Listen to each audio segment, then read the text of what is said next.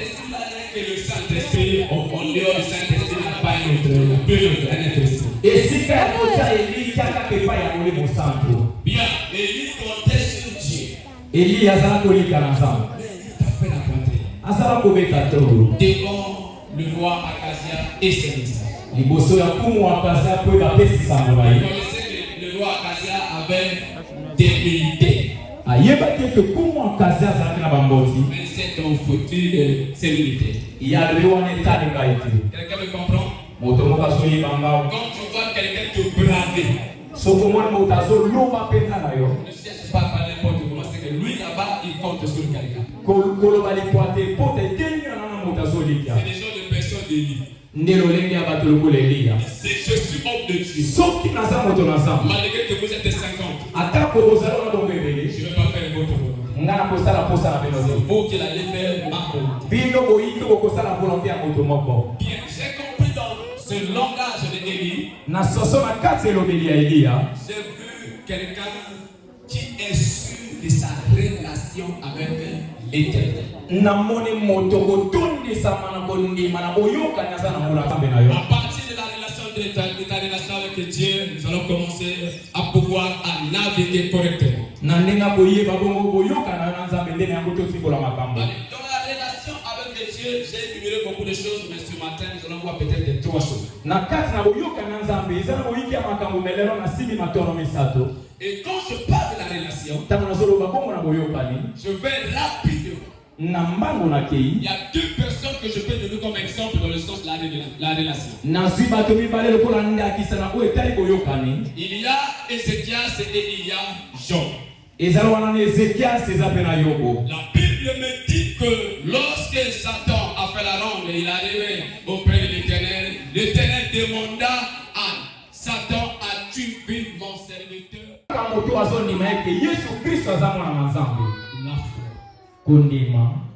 La foi, selon ma définition,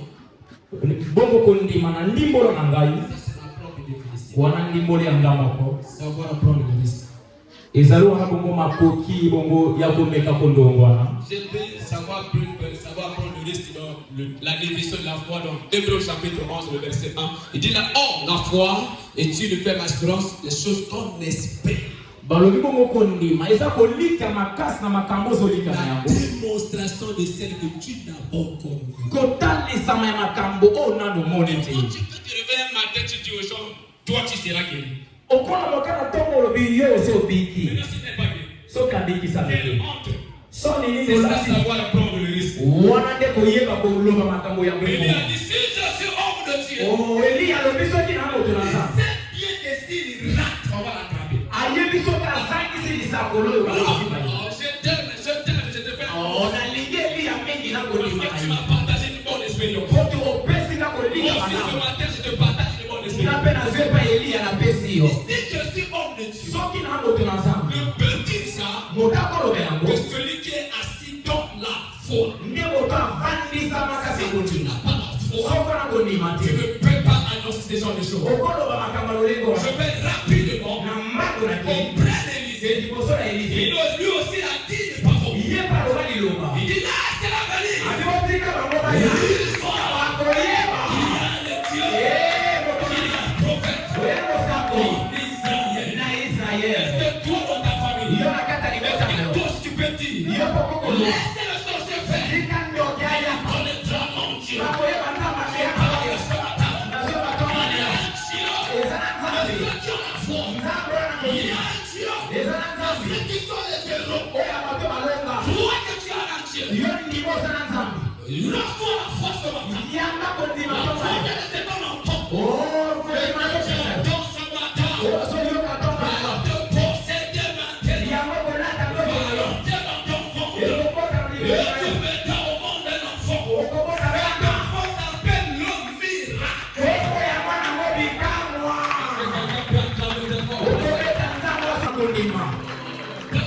On est vraiment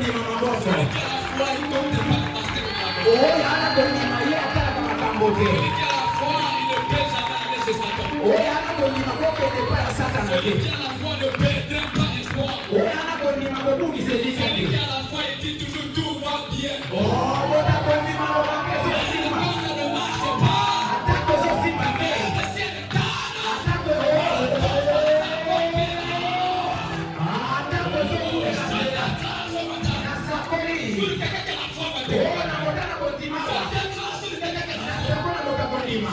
ce temps, c'est Dieu a la foi.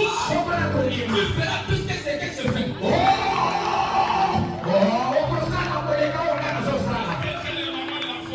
Est-ce que les Bibles sont les femmes vont refuser de la dîme au les esters ont ce lieu. Malgré la loi, j'entends. Les choses sont limitées. Si on ne peut pas par l'option, c'est la foi.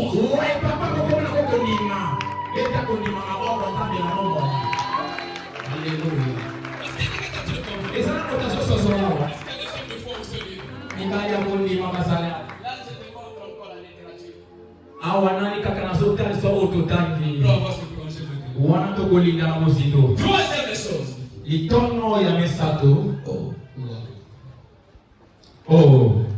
La prière. Le petit.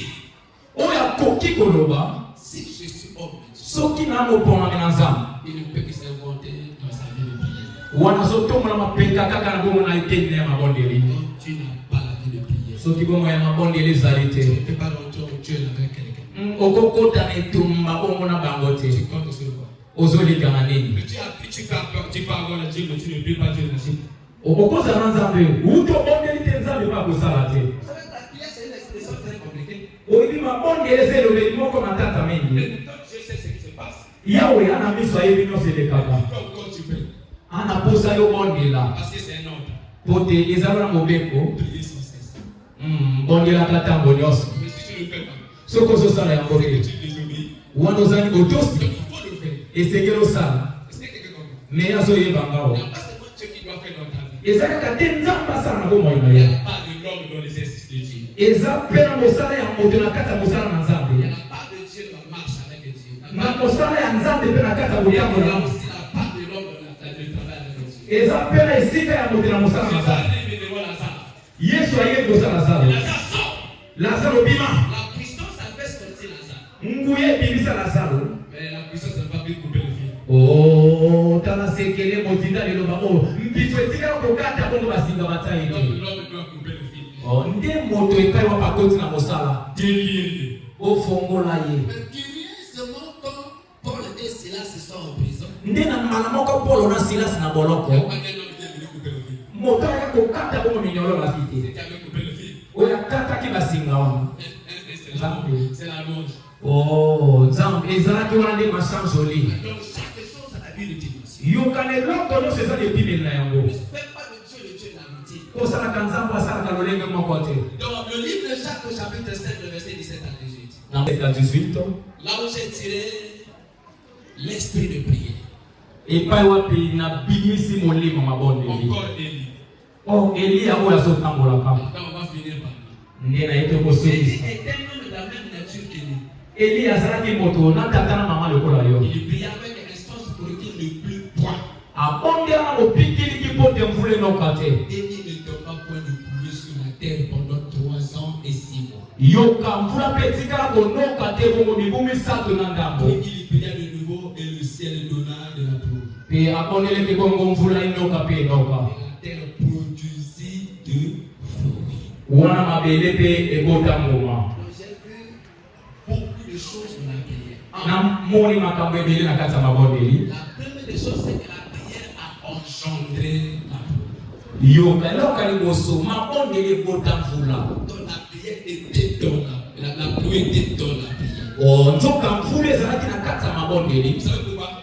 Parce que le blocage de la pluie était aussi dans la prière. Yoka lolenge bakangaki mvula ezalaki mpe kati na mabondeli. La prière te donne le moyen de bloquer, de fermer et comme d'ouvrir. Oh, yoka sekele ya ntongo ya lelo mabondeli ezopesa yo makoki ya kokanga mpe ya kofongola. La clé que Jésus avait dit à Pierre, je te donne la clé, cette clé c'est là.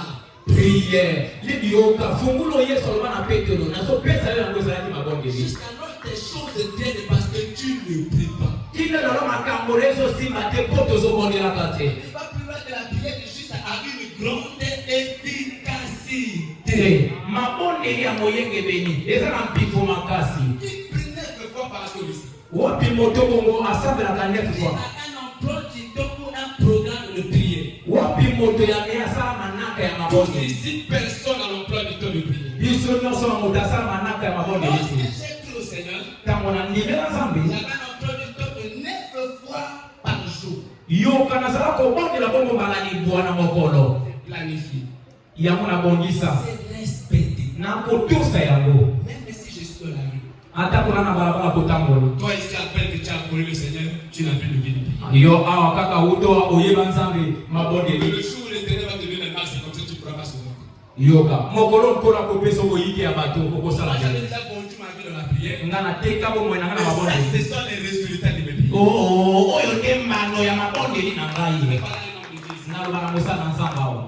Ne cherche pas la puissance pendant. Ne cherche la puissance avant. Parce que chaque fois que je vois les hommes de Dieu ici, quand je dis le séminaire va se tenir, dans 2 semaines, tu vas voir quelqu'un vient de dormir ici. Il dort là, il dit ici, Seigneur, c'est dégoûté comme ici. Il dort ici, papa, toi là, ici, le problème là, Seigneur, donne-moi l'option. Ça se cherche avant. Je suis parti sur la montagne chaque nuit. Chaque matin, il est devant la montagne. Il ne savait pas qu'à devant le messager. Il était en train de demeurer au ciel.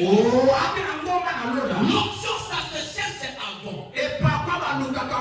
Priez afin que vous ne tombez pas en tentation. Celui qui prie, il marche pas avec lui des clés partout maintenant. N'importe lieu où il arrive, les choses sont bloquées. Il est capable de détourner la situation. Il est capable de changer les choses maintenant.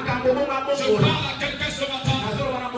Elle va emmener 2 poissons. L'autre a amené pour encore le pain. Je suis l'homme qui avait la clé. Il n'a pas dit que qui vous a demandé d'emmener les poissons, je vais faire la prière. La prière. On n'a pas besoin de réchauffement. C'est une expression spontanée. Il y a un but à bout, il y a aussi la prière.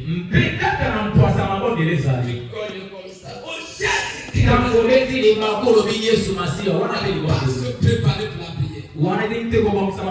Allez, sois prête. Les situations ne vont pas calculer le moment où tu es dans la prière. À n'importe quel côté de la barque, tout à coup le vent commence à souffler de l'autre côté. On avait besoin de la prière. Est-ce que quelqu'un a retenu quelque chose sur la prière? Il a dit, montre-nous comment on prie. Aloba Yesu ya wote koloka aloba ke bola kisa bango lolenge ni babondela Vous devez prier.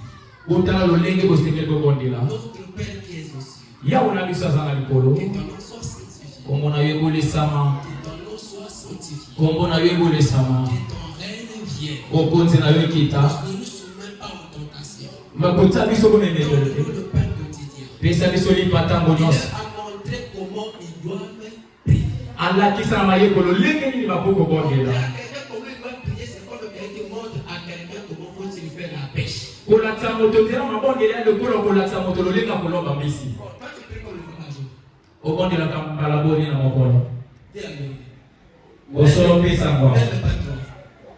balamisa Mais il est pe modérateur, il est prédicateur aussi. motei mokambi mayanga ni awa Tu es seulement prédicateur de français.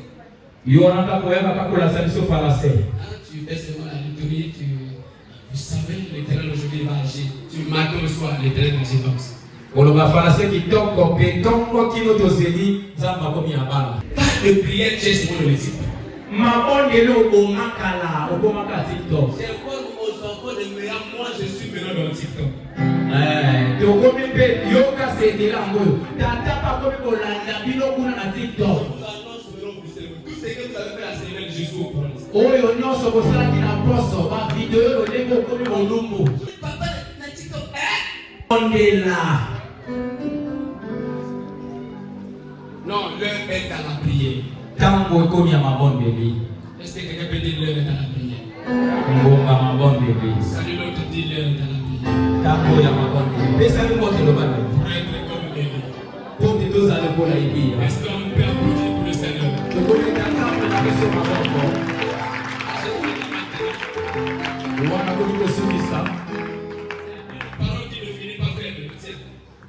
Liloko ekosila na botaote. Ça finit par faible. Ekosila na bolembo boite. Ça finit fort. Ekosuka makasi. Pourquoi je dis ça finit fort? Tina ni nazolo ba ekosuka makasi. Un homme est sorti un jour un matin, on tenait avec ses frères, il entend quelqu'un dire, je vous jette un défi contre l'armée d'Israël. Moto wanadimana ndeko na tongo ayuki mongongo moko ezolo bakina katele bilo mondenge na libota Israeli. Merci Seigneur, merci tu es là. Il s'appelle David. Kombo na Daudi. Il est donc face de Goliath. Azalaki liboso na Goliath. S'il vous plaît, écoutez-moi, s'il vous plaît, s'il vous plaît, écoutez-moi. Ekoti na yoka. Il y a tellement de défis. Ezali ngenge bakatela awa. Devant toi. Liboso na yo. Tu continues à dormir. Yo sokoba na pongi. Comment un ami qui a regardé seulement sur le centenaire aujourd'hui, il commence à marcher sur le toit, il commence à blaguer sur toi. Au moment où tu as maintenant 25 ans d'évangile, tu as maintenant 15 ans d'évangile, là c'est bon 2 mois d'éducation. Wana ndoki ya utiko yo kuna kindoki kaka lelo yo paka na bonzambe ya komi kokonza yo. Il vient, il ramasse ton fils, il parle dès que toi tu es resté là, il est autour de suivre. Aina ndapa yidi mwana kena yo pozo kiziba. Il vient, il fait des trucs avec ta femme comme un mari de nuit, toi aussi tu dors là. Là tu fais quoi? Yo wanozo sala nini? Tu pries? Obonde? Pas chez moi. Ngaite. Je dis bien, je répète, je le dis. Nabande malobo. Ngaite. Tu fais ça ailleurs. Osala moli banda. Je dis pas dormir de mon église. Au wana iglesia na ngawate. Si moi dans l'église, toi tu es là-bas, moi je suis pas là-bas avec toi. Nangaite. Tu fais des grimaces là ailleurs. Makambana kosala moli banda kuna. Tu fais de ma famille, tu me grosses. Sokosala libota na moko mona ngali Je kosala. suis l'homme le défi de ma famille. Ngana za mota mondenge ya libota. Pour ma famille spirituelle. Kona bomona kunda bona kwa Toi, libota. tu dois défendre ta famille spirituelle. Yo pesunga libota na bitu Et ma moi, moni. je tiens le Seigneur automatique. Lokolo yebo mona kasa bosama Tous bosono. les frères ont venu. Awa nyose za bosono. Montre à aussi que le Dieu faux là qu'il y a un Dieu vrai. Kalisa bato banza malokundao ya sona À sasa. Samarie, avec un stone. Na Samaria Il y a makabotana. le roi du croyait plus. Ata kokuma Mais kweli. un homme est sorti à matin. Moto wana bima na tongo. Et là, c'est là que dit. Sika bango Il y baya. a une histoire là. Bango bakoye. Et ici, on est à Samarie. Awa na Samaria. Il n'y a pas un Dieu, mais il y a un prophète. Oh ya na nzambe te. Moi, Ya je na commence bosako. à défier les conseils du Congo. Yango ya kobeta ndundi ya ngana bandoki. Là, c'est là que dit au Congo. Sika bango baya na Mais Congo. aussi pour savoir. Yango bakoyeba. Au Congo, il y a un évangéliste. Yekote ya bosono. Déclare ce matin. Nazo sapo tongo. Père et Père et Fils. Yolenge mwana C'est seka. ce que tu as. L'onction est parce que l'onction est Yabe pakwa. avec toi. Pakwa On sayo. va commencer à défier les Yesu conseils. anakosala. On va commencer à défier les conseils. Anakobunda. On va commencer à fermer les barres. Yango On va bakababa. commencer à créer ça. On n'a pas d'amour toi avec qui t'es la terre. Bakati sesekati. C'est toi avec qui t'es la terre. Tosoro kabali. C'est toi avec qui t'es la terre. Sesekati Au manakongo. nom de l'Éternel, Nakomo na je Yahweh. déclare maintenant. Nazakoli. Si tu es attaqué, Soki yo babundisi yo. le Dieu d'Élie est vivant. Nzambe ya Eliya na bomoi. Mon Dieu est vivant. Nzambe ya na bomoi. Et ces œuvres sont vivantes. Misala ezomonisa. Est-ce que quelqu'un peut se lever maintenant? Tokonoka kotelema awa. On va défier ensemble maintenant. Telema tosaka nzambe ameya. Il y a des défis. Ezana mindenge bakati banameya. Il y a des défis. Tango ya koloba. Si je suis homme de Dieu, Oh, soki naza moto na Nzambe. crois ton Dieu maintenant. Yo ndima Nzambe na yo. Quelqu'un qui est ici avec la maladie. Moto aye ana bokono. Maintenant, Sika. qui est la chair. Nzambe asalaka. Le Dieu qui obéit. Nzambe asalaka misala. Puis son Père ce matin. Akuta misala tongo lelo. Dieu d'alliance. Nzambe boyokani. J'ai vu mon alliance. Namona bongo boyokana. Et Dieu s'est mis son alliance. Eliya mona bongo boyokani na Toi yo. aussi vois ton alliance. Yo pe mona boyokani. Est-ce que Dieu t'a déjà dit? Nini Nzambe aloba na yo. Crois à sa parole. Yo nzima liloba na Je yo. déclare maintenant Nazosakola yango. que tu ne finiras pas tes autour de moi. Yo kosuka te kaka lokolo ozomona wana. Tu ne finiras pas comme ça. Likambo ekosuka kaka bongo Elle te. doit faire quelque chose. Nzambe oyo akosala eloko moko. Tu peux élever la main. Tombolanga loboko na yo. Tu peux commencer à demander les trois choses. Banda kosenga biloko